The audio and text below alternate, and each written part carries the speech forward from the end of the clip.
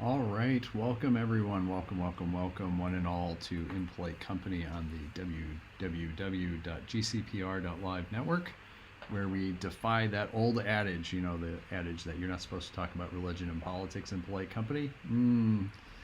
We defy that head first. We talk about religion and politics because, frankly, as I have said, I don't think that adage has served the church, people of faith. I don't think it has served our country and the politics very well. So this is what we do. We have healthy conversations about religion and politics. I'm your host, Matthew Best, here to walk with you in honest dialogue, showcase the power of humanity, seeing the humanity of people of different perspectives. You can send me questions and comments to contactimpolitecompany@gmail.com. That's contactimpolitecompany@gmail.com. That's I am impolite, not impolite. And you can find previous episodes. Sign up to listen to them for new episodes as well. You can find it on popular podcast channels like iHeartRadio, Spotify, Apple Podcasts. You can see the videos on YouTube. All sorts of great stuff. Just look for Impolite Company. Look for our logo, which is the microphone, and then Impolite Company under it. You can dive further into the topics that we talk about by going to my blog, which is pastormatthewbest.com. See lots of different stuff. I am a prolific writer, self-described prolific writer. Also doing things with sermons and those type of things. Nice mixture of religion and politics. Some book reviews. I will tell you some of the most popular posts I have are book reviews of books that I have read in the past. Always love conversation about things. If you enjoy what we're doing here, I invite you to support the show. You can go to buymeacoffee.com/impolite company. I'll just turn it right around and invest it right back into the show. Before we dive into today's episode, I want to take a couple of moments to highlight a couple things.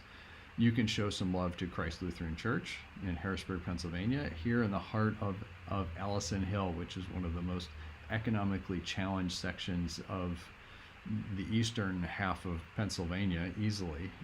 It's the church that I'm called to serve as a pastor. What makes this place special is that we also host 3 free clinics. That since 2018, we've had over 100,000 visits. That's a huge impact. And what is it? Today is March 16th. In 2 weeks from now, on March 30th, I will be running my 20th half marathon, which is the Philly Love Half Marathon. And I'm using it as an opportunity to raise some funds for Christ Lutheran Church. So if you want to support Christ Lutheran Church, especially in this time, now is a great time to do it. You can go to christharrisburg.org/donate. Scroll down to Christ Lutheran Church, click that donate button. Some different ways to do that. I have some giving levels, right? So 1310. Why 1310? Because there's 13.1 miles in a half marathon. That would be a nice way to support. Otherwise, $20 because it's my 20th half marathon. If you do that, I'll put your name on. I have a sign down in the hallway. People come in, everybody sees it. It's the Sign Waiver Club, right? One of the other levels is $100. I can give you a hat that says Christ Lutheran Church on it. But those are just a few of the things. So if you want to support Christ Lutheran Church, everything gets turned right back in to try and help as many people as we possibly can and provide healing. A couple of other things. If you care about homelessness, you can check out the Memorial Blanket Project. This is an incredible project. It was supposed to be a 1-year project, and it keeps going. It's going to be the 5th year this year in 2025, which is just mind-blowing to me. People make blankets from across the world now. Last year we had a blanket from Australia and one from Germany, which is incredible to think about. People make blankets, quilts, handmade. They send them to us. We take them to a location, create an art installation to highlight the issue of homelessness, to raise awareness around it.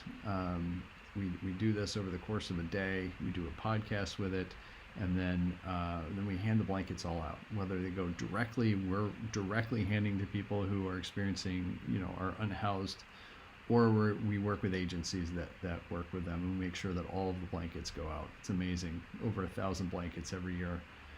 go to different places. I just got a picture yesterday, which was really cool, of a group that came to Philadelphia this past year where we had it. They had sent me pictures of them handing blankets out, which was it's just so heartwarming to know, like, hey, these blankets really are getting into the hands of people who need them. So thank you for that. So you can go to memorialblanket.org. And lastly, if you're looking for a tool to help with conversations around gun violence, there's a book called American Roulette. I'm the guy who came up with the concept, but there are a total of 10 authors, and it's a book. It's a fictional account of a mass shooting, and the focus is really on following the lives of these characters over the course of one day. We don't offer solutions, because as soon as you start doing that, gone, conversation shuts down. We want to highlight the issue of humanity in this. It changes the conversation. It makes it as difficult as it seems. It's not an easy thing, right? Because we're dealing with a lot of things going on. And so you can find it anywhere that you find books. If you get it at a local bookstore, you can request it. I'm sure they would be more than happy to help you out. American Roulette. So before I get to my guest today, who's going to be coming on here just shortly, and I'll do an introduction then, I wanted to dive in. I was going to post this, but this was really just kind of incredible today. Richard Rohr, who's somebody that I follow a lot, he has a daily meditation that I really want to encourage you, whether you're Christian or not. I think there's a lot of, like, he's a deep thinker, more of on the mystic side of things, and he offers a whole range of different thoughts. He had something that really stuck out to me today, and so I just want to read a little bit of this and then talk a little bit about this, because I think his insight is really important, and I think it will help us when my guest comes on. It will just flow right into it. So this is Richard Rohr, who is a Franciscan background. He has this what is it? It's the Center for Action and Contemplation. I think it's in either New Mexico or Arizona. Very deep, a person of deep faith. So and again, you can sign up, you can get these in your email. I encourage you to go just search for Center for Action and Contemplation. Every day you'll get something from them. So here's what it says. It says, Father Richard Rohr invites us to consider how well we love others, especially the stranger, as Jesus teaches. If our love of God doesn't directly influence, and this is coming from Richard Rohr, and even change how we engage in the issues of our time, I wonder what good religion is. God talk becomes an opaque screen in which we see only reflections of ourselves rather than any kind of true light. Anyone who says they love God and hates their brother or sister is a liar. That's from 1 John 4. None of us want to be a liar, yet religion's high goals make failure almost inevitable for all of us. Our daily question is, have I even begun to love? Most Christians tend to echo the cultural prejudices and worldviews of the dominant group of their country, with only a minority revealing any real transformation of attitudes or consciousness. It's been true of slavery and racism, classism and consumerism, issues of immigration and health care for the poor. From a religion based on a man who is always healing poor people and praising foreigners, it defies any logical analysis. One would think that people who insist they believe in one God would understand that everyone on earth is equally a child of that one God. Christians ought to be first in line to cross artificial boundaries created by nation states, class systems, cultures, and even religions. Often we're the last. It makes me wonder if we believe what we say we believe. Religion too often becomes the way to defend the self instead of the way to let go of the self, as Jesus forthrightly taught. Wow. Let me just say that as I get a drink here, that is a powerful meditation. There's so many things that stick out in this. Where to even begin, right? I think when Richard Rohr is talking in here about the second paragraph, essentially, most Christians tend to echo the cultural prejudices and worldviews of the dominant group in their country.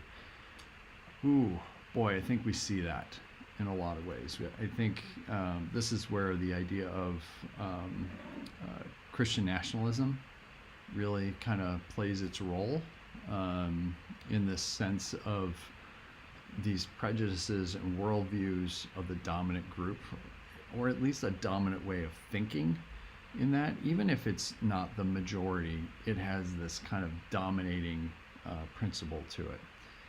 And again, he's listing all these things. It's true of slavery, racism, classism, consumerism, immigration, healthcare for the poor, right? And it defies logical analysis. Yes, it does. How can you possibly say that you are following somebody who stands for one set of things, who is, his inaugural address, if you want to think about it, when he preaches in the synagogue and pulls out the scroll from Isaiah, I have come to proclaim good news to the poor, set the captives free, the year of favor for God, all those things, right? How can you claim to follow the person who's saying that and then embrace things that are the exact opposite? I don't know, but I think I'm also under an assumption, and this is really kind of a key point in this. There's an assumption on my part that everybody sees the same Jesus, that everybody sees the same, is saying that, oh yeah, this is exactly what Jesus is about, and that is not the case. I don't think that's the case. I don't know that it's ever been the case, right? I mean, if you take a look at church history, there's plenty of fights about about who Jesus was. If you take a look at the creeds, just take a look at the creeds and notice something about the creeds is that there, you got a paragraph about God the Father, then you've got this whole long paragraph about Jesus, but it's got nothing about while Jesus was doing ministry. It's nothing. It's all about what has been, who he was as far as being born, and then what happens later, but not during his ministry. We have been fighting about who Jesus is and what it means to follow Jesus since the very beginning. That is something that's really important to keep in mind. It's the only way that this all makes sense, because I'm right there with Richard Rohr. How can it possibly make sense to say that we're following Jesus, this guy who cared about outcasts, those on the margins, who healed people, who gave second, third, fourth, fifth chances, and then turn around and support things that go against all of that?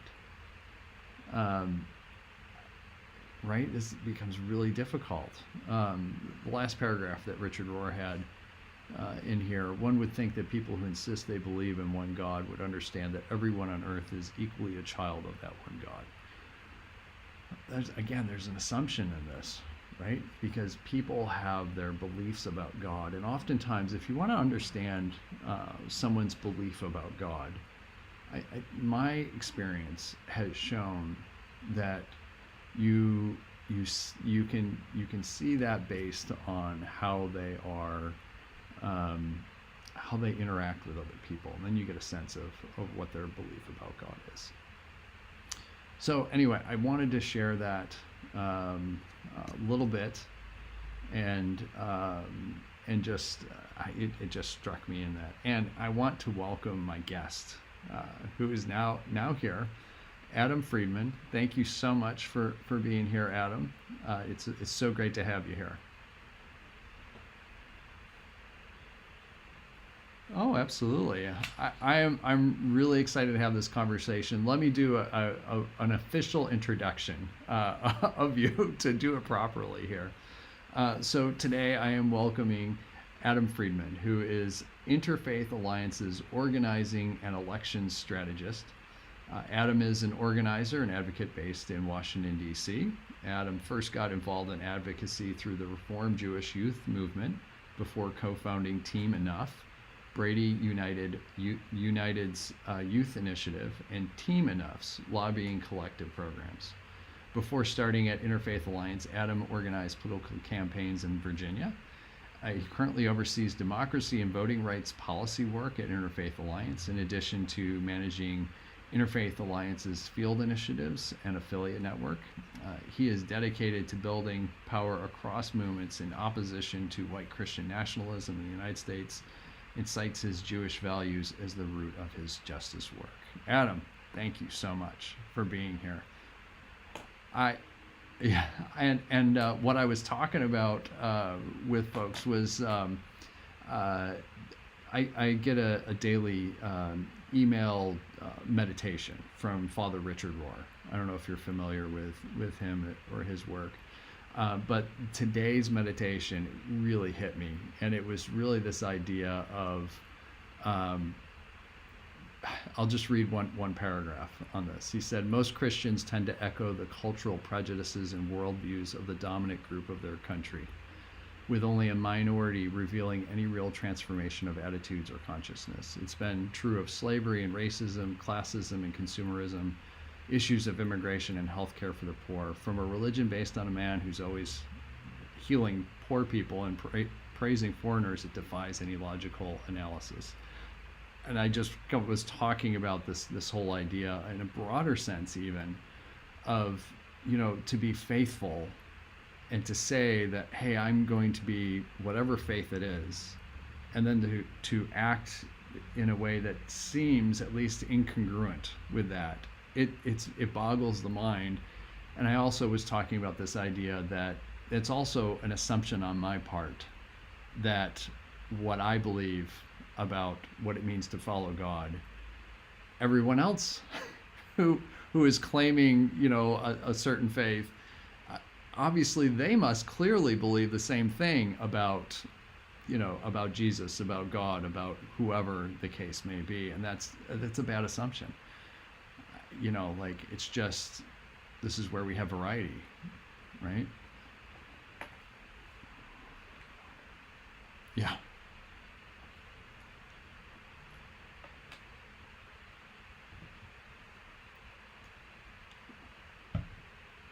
Yeah.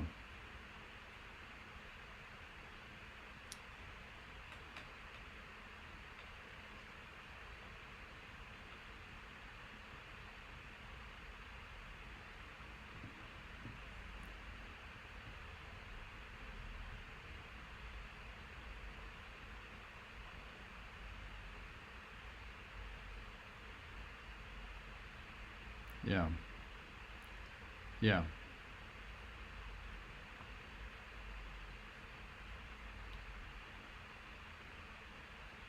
Right.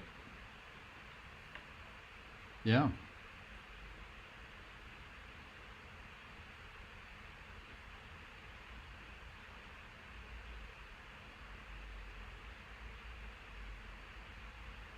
Yeah.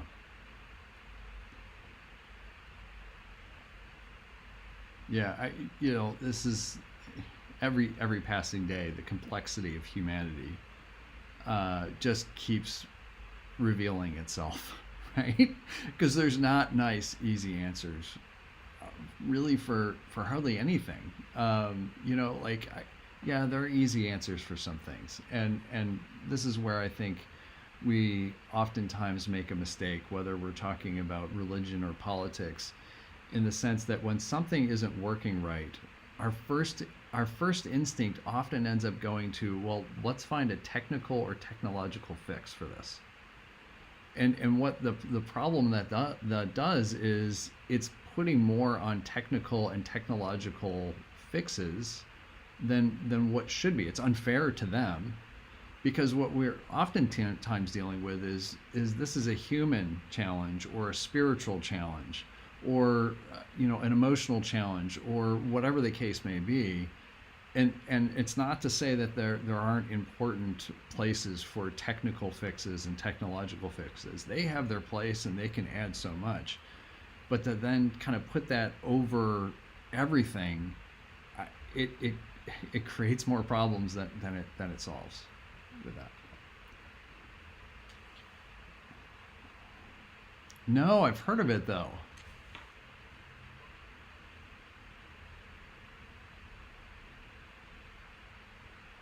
Oh, okay. Yeah, yeah,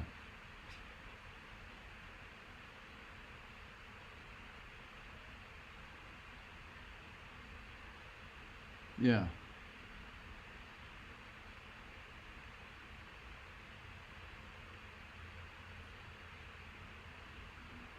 Hmm. Yeah. Sure, sure.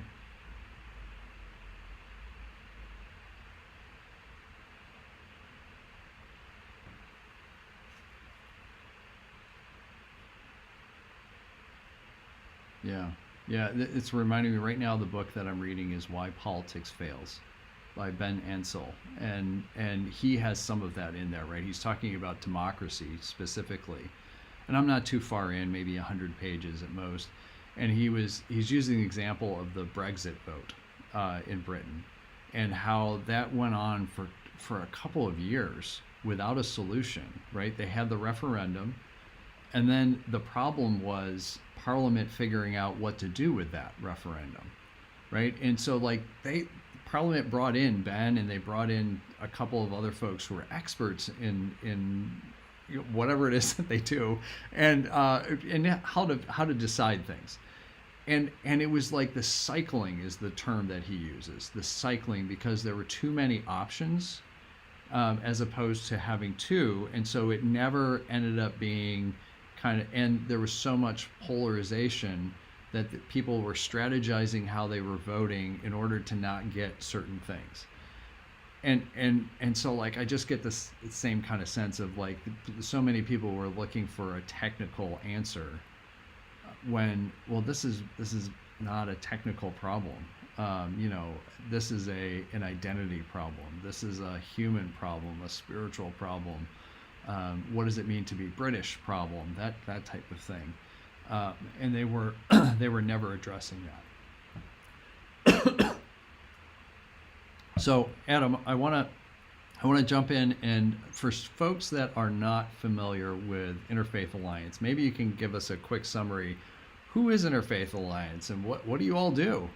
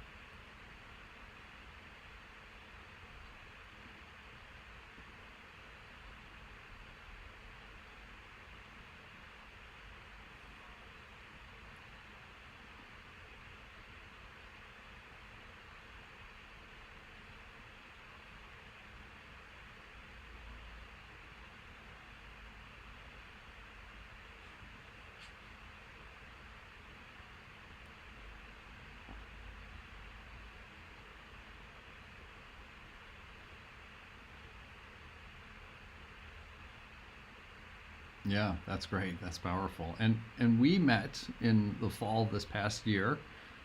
You all were doing a cross country, or half the country cross country bus tour, going into kind of these swing states. And you came to, and it was, I think it was the day before election day that you came here to Harrisburg to Allison Hill. You had the bus, and it was this huge bus that you all were probably living on and called home for like a couple of weeks. And it said the vote is sacred on that. So what, I'm always curious about this. what how did you feel that the bus tour, what kind of impact that had?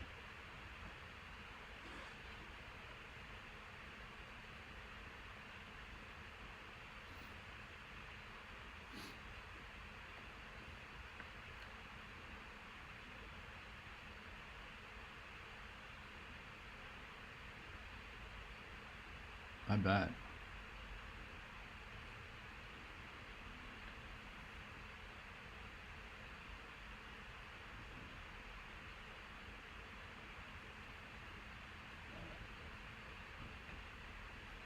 Hmm.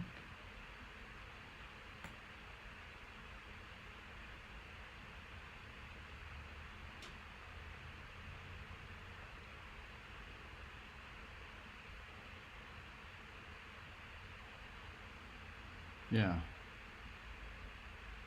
Well, I will tell you, we were nourished on the receiving end. Number one, that you all were like, "Hey, let's come into this neighborhood," which on it, it has a reputation, right? And of, oh, it's unsafe and all that, which oftentimes comes from outside places, people that don't know, or there's history and all that type of thing, or have an idea about it. But then there's the reality of when you're here and you spend time in the community. These are people. These are people's lives, their stories, their complexities, all this type of stuff. And it was so wonderful to have, number one, to have this bus show up. That's on the side of it, unavoidable. It says the vote is sacred, um, and and that, I think, changes the conversation about elections, which I would imagine that's the whole reason why you went with that slogan in there. Maybe you can tell us a little bit more about that.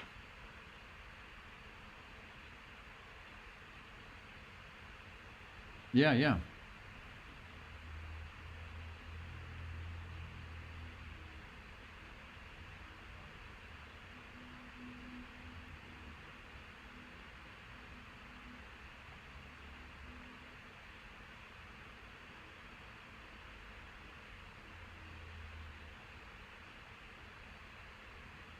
Right.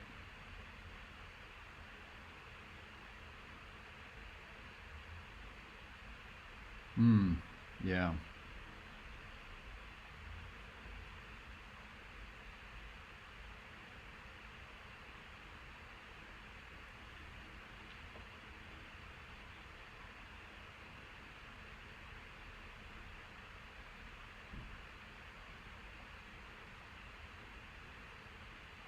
Yeah.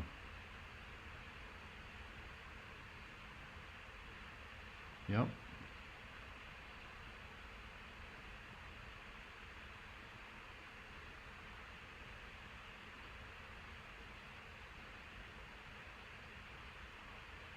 Yeah, sure.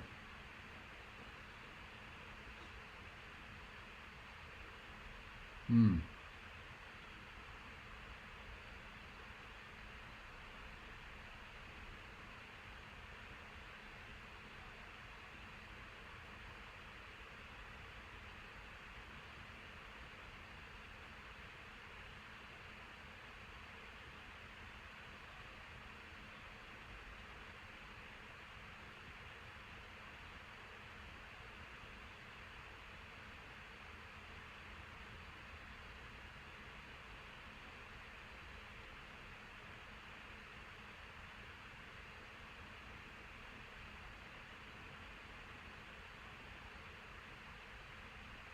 Yeah.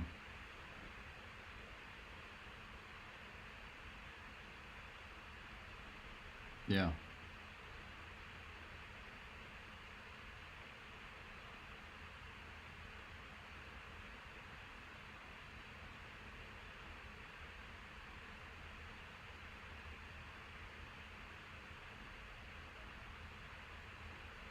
Right.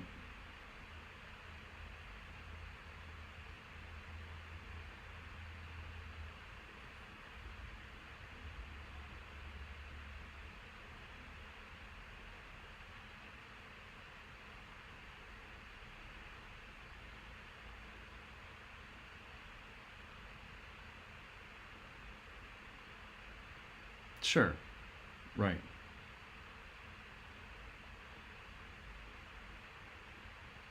Yeah.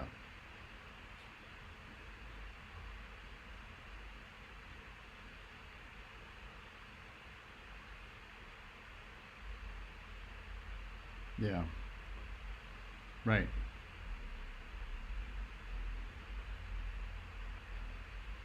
In Harrisburg. Yeah.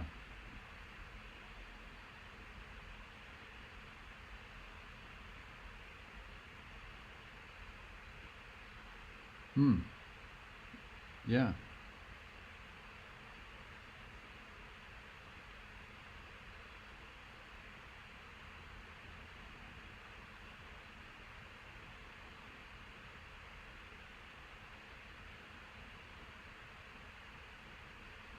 Yeah.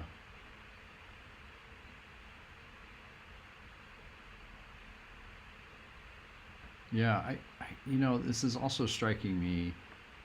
you know, I think what you said very much on the political side of things. I have this background in politics as well. I worked for a member of Congress. I worked for a state representative. I've done campaign work, right? And what happens is you get, depending on the race that you're doing, you get the precinct data of how many people are in that precinct, how many are registered a certain way, when you find out when did they vote. You don't know, of course, what they voted, but how often they vote. You can see who's giving and what amounts, all those numbers in there. And I think that also then applies to worshiping communities, at least in the Christian tradition that I'm coming from. It's been this historical thing that the two things that get measured are attendance and money, and that's the primary things that get measured. And it's like, okay, those are okay things to measure. However, I think we're missing some things. um, right? And again, it's like, but we have a difficult time figuring out, well, what else should we be measuring? Those are kind of the universal, that regardless of where you are, it's easy to measure those things, right? And again, I'm not against measuring those two things, but this is where I think it gets into, we're talking about the complexity of the impact. Oftentimes, it's not a nice measurable thing that you can point to, right? It's going to take some time. You all have been doing this for 30 years, is what you said, and you know, there's a whole long line of lives that are touched and relationships that happen, and because of those relationships, it's kind of like the pebble in the water, just ripples forward. So I want to and then ask you about, because we are kind of shifting into this idea of relationship, and I know previous times we've talked about the idea of building bridges, not in a literal sense. You don't want me doing that, but in terms of connecting with people who see things differently, right? Building bridges across ideas to seeing the commonality and what unites us and those type of things. There's a lot of folks, and you know this very well. There's a lot of folks who are angry and afraid. This is one of the appeals of Christian nationalism, is it kind of speaks to that, and then there's a scapegoat for pointing out why somebody is afraid or why they should be angry, those type of things. And it seems to be that there are an increasing number of folks who would be, I think the poll is like that they have been think it's acceptable to do violence to achieve an end, which is kind of this ends justify the means type of approach. So there's an obvious question and answer to this, is how important is bridge building relationships, but I want to go beyond just the obvious. Maybe to, what does it mean to build bridges for you? What does that mean?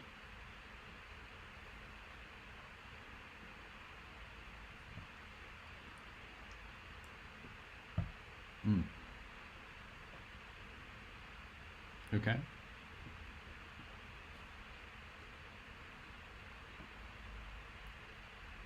Yeah.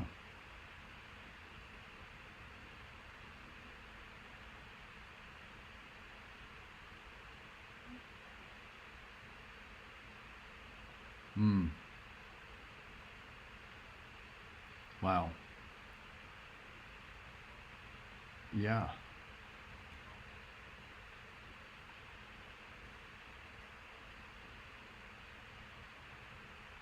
Yeah.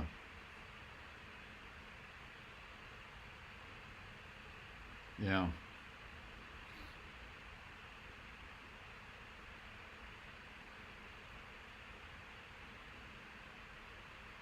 Yeah. Right. Right. Right.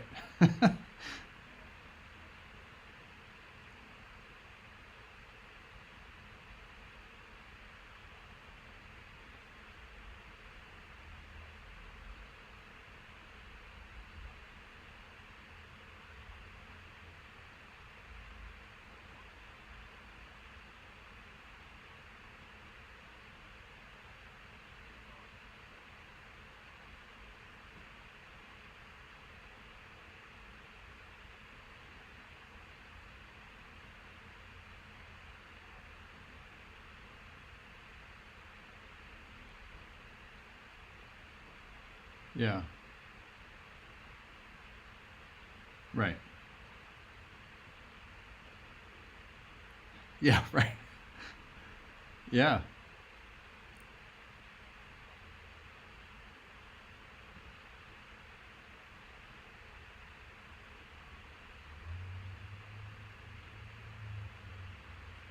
Yeah.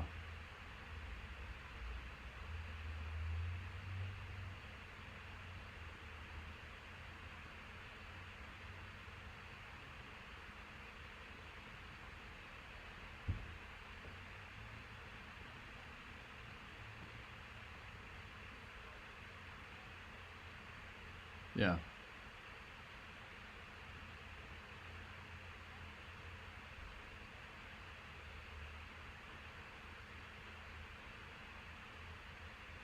Yeah. Yeah. Right.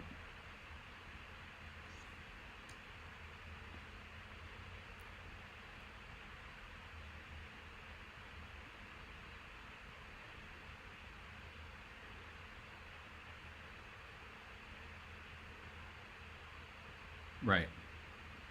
Right. Yeah.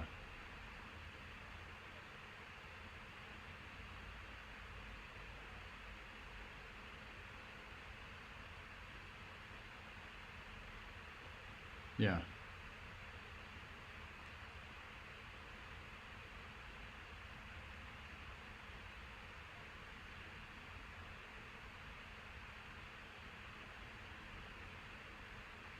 Mm.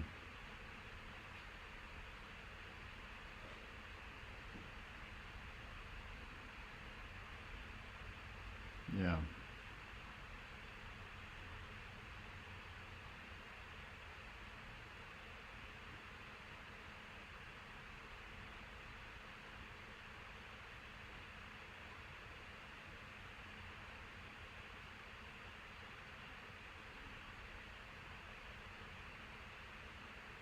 Yeah.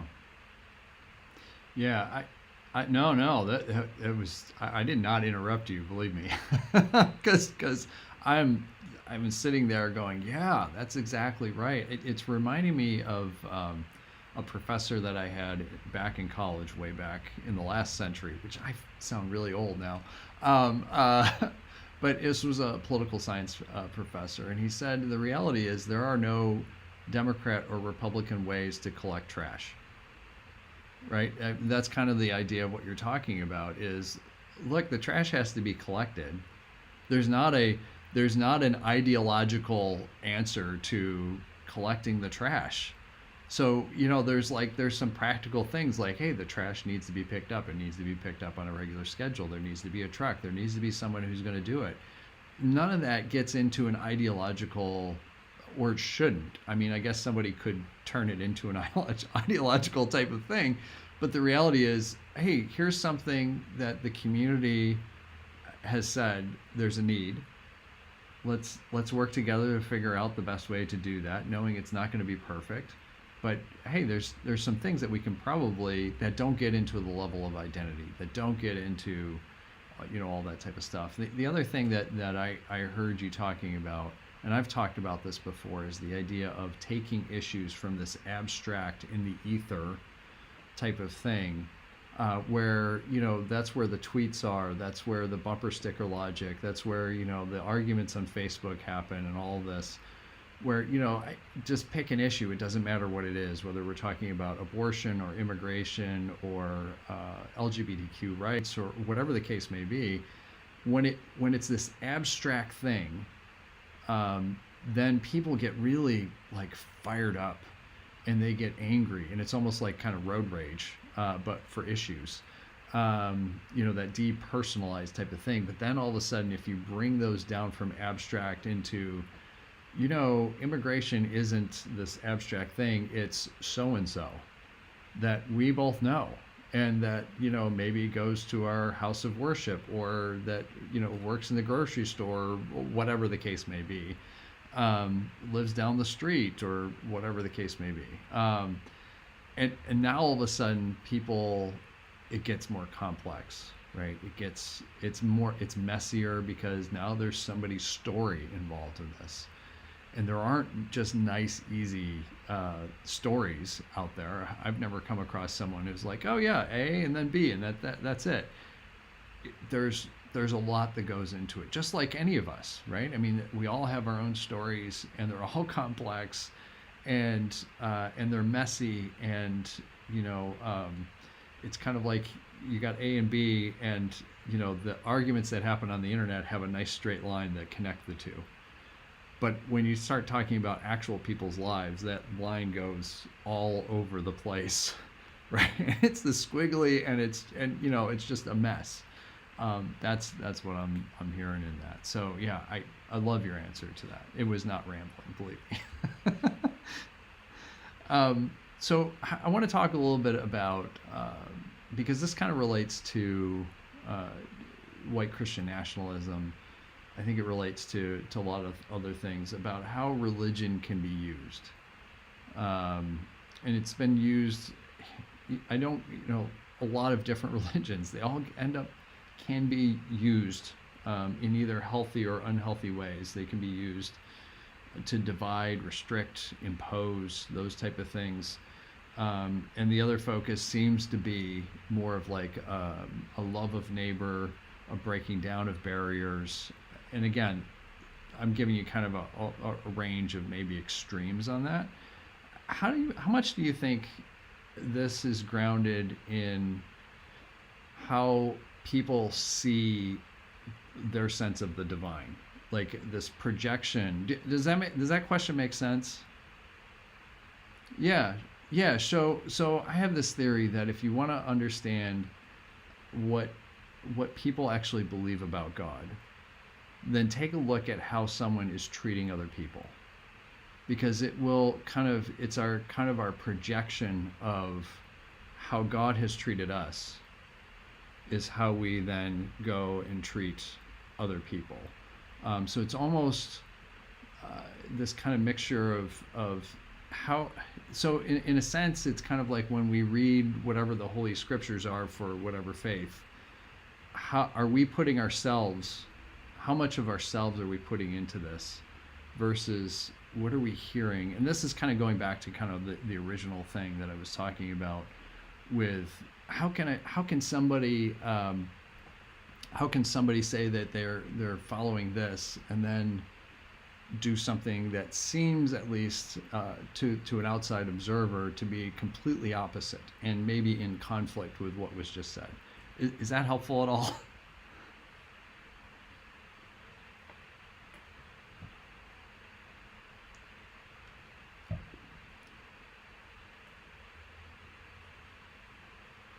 Sure. Yeah.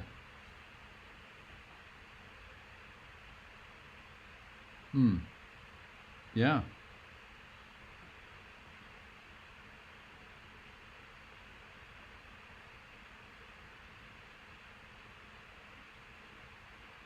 Right. Right.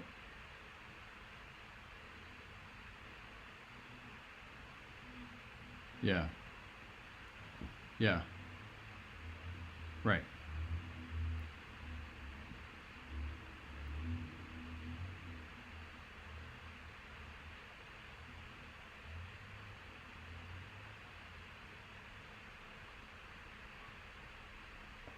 Wow. Wow.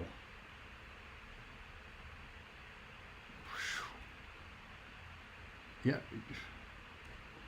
Yeah, sure. Yeah.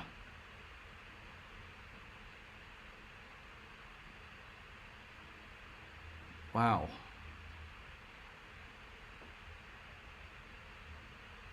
Yeah. Yeah.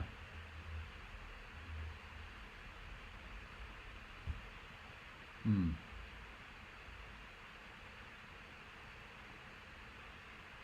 Right.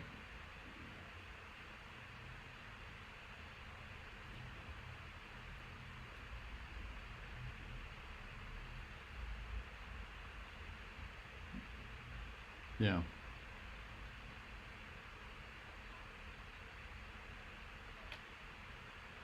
Mm-hmm. Right.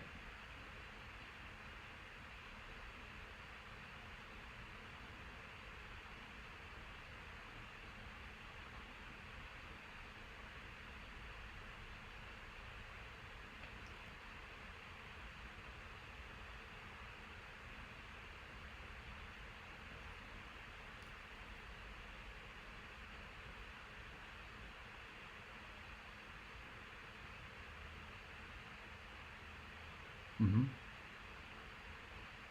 Sure. Yeah. Yeah.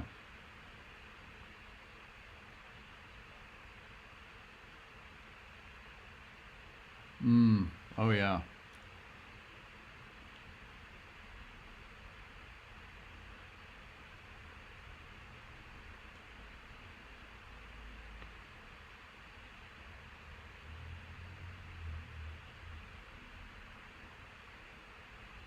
Yeah.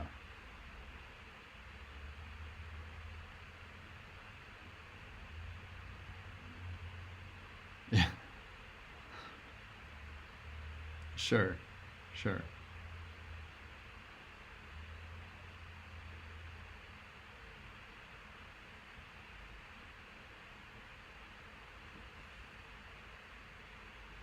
Yeah. I I would agree, and I think that you're naming this idea of fear, and oftentimes I think fear is a symptom of other things, right? I think like one of the things that I often talk about is the idea of, I think a lot of our problems as human beings come from this idea that we have this desire for control and for knowing, which are the same thing. And when we don't feel the security of a sense of control, or have a sense of knowing what's going to happen to some degree, a reasonable degree, then all of a sudden now there's this sense of fear, right? There's this gap that's been created from something that we created, a concept that says, oh, we're supposed to have a certain level of control, we're supposed to know a certain amount of stuff, and when we're not reaching those limits, then there's a gap, and something's got to fill that gap. And so we end up with fear, we end up with scapegoating of people. There's got to be a reason, right? And one of the things I remember, one of the first classes I took in seminary was called the theology of cancer. Talk about diving right in. And the first half of the semester was all about the science of cancer at that time. So this is going back to 2012. So science has certainly changed in that time. And the professor was very clear on saying, you're going to learn this now, but understand that it's going to be outdated by the time you graduate. But that's not the point. And then we spent time in congregations that had somebody either having cancer or lost people who had cancer, those type of things. And so much of what was going on is the sense that there's all these things people want to say, oh, there's a reason why so and so got cancer, And a lot of times it's this kind of like, oh, God must have wanted to teach a lesson or something else, really bad theology. And because we got to have a reason. And the emphasis at the beginning part of it was cancer oftentimes doesn't have a reason. It just is. And it does its own thing. And there isn't a nice, easy answer. It just is. And it was like, ooh, wow. That's hard for people to take in, because then there's nothing to fill that gap in there. And I just sense that with, what you were talking about, it just kind of brought that to mind. So we're getting to, go ahead. Yeah.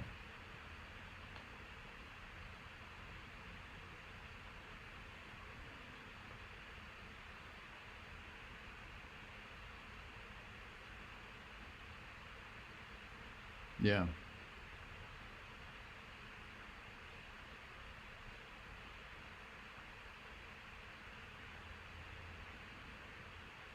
Yeah.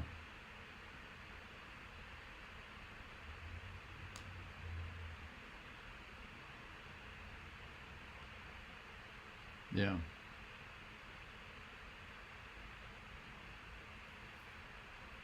Right.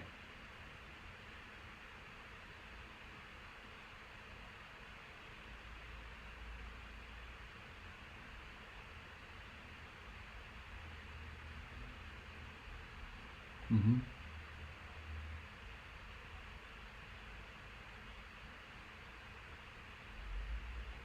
Sure.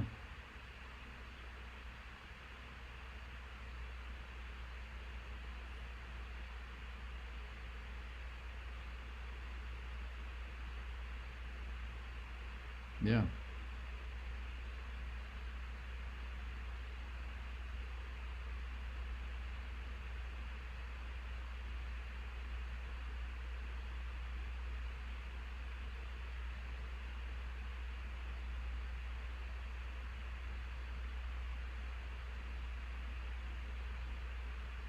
Yeah.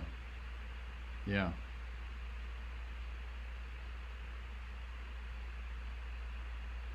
Right.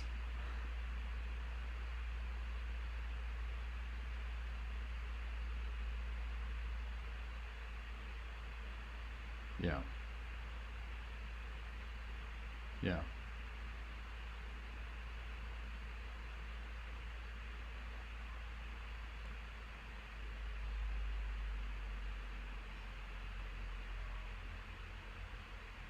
Yeah. I think that speaks a lot to the whole idea also that what's most important is not being right. Right? I mean, this is, to me, I'll often, even when I'm preaching, I talk about the concept of shalom. Because for me, when I hear Jesus talking about the kingdom of God, I think he's talking about shalom. And I go on into a lot of explaining, like, shalom is more than just a greeting of peace. It's a sense of wholeness and completeness and enoughness, right? This is what Jesus is always talking about. The kingdom of heaven is it's shalom, is right, which makes sense. He's coming from, you know, he's Jewish, of course he's talking about shalom. That makes perfect sense. And so this kind of gets away from rightness, being right as most important, to again seeing the humanity, being in right relationship. What you were talking about, being showing up for somebody, caring for, loving your neighbor, all those type of things. It's seeing the image of God in people, so that and I'll take that a step further. Of if I can see the image of God in my neighbor, it means I can also see it in myself. Which I think oftentimes there's an assumption that, oh yeah, we see the image of God in ourselves. I think there's a lot of folks who struggle with that, and then project that out onto other people as well, because they're struggling, and life is hard, and stuff happens, and so anyway, before we're done, and we only got 5 minutes. It's been a great conversation so far. I want to give you an opportunity to maybe share like a story of success. I always like to end on some kind of like a good note, because we talk about difficult topics. Maybe a story of success that you've had with Interfaith Alliance, and what maybe kind of what can people do, especially right now when they're oftentimes feel like, oh my gosh, what this is overwhelming. Maybe a story that kind of relates to that. Yeah, if you don't mind sharing that.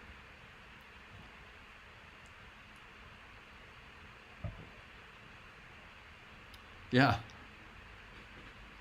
Oh, okay. Yeah. Yeah. Okay, great.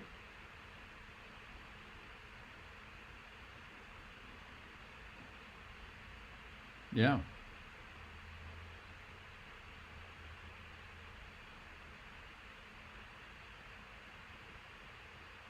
Mm.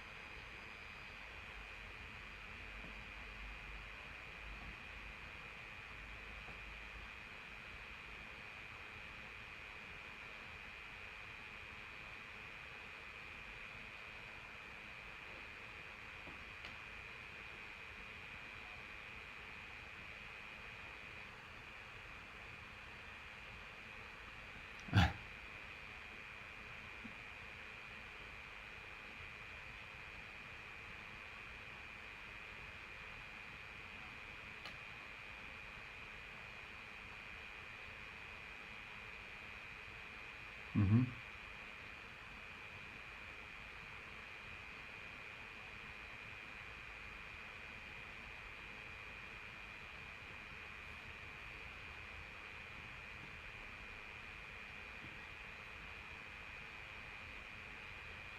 Yeah.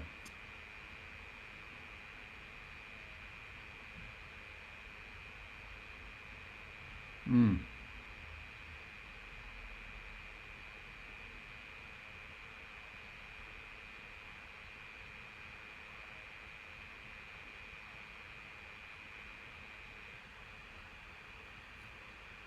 Yeah.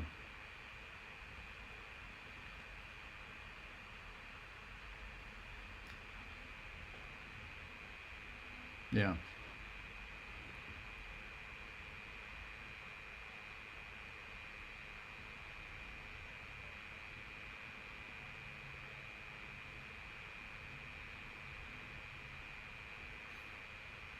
Right.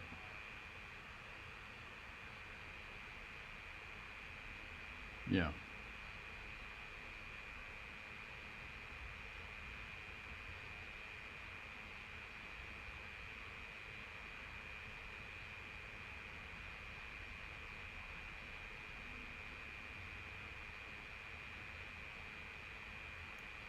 Wow.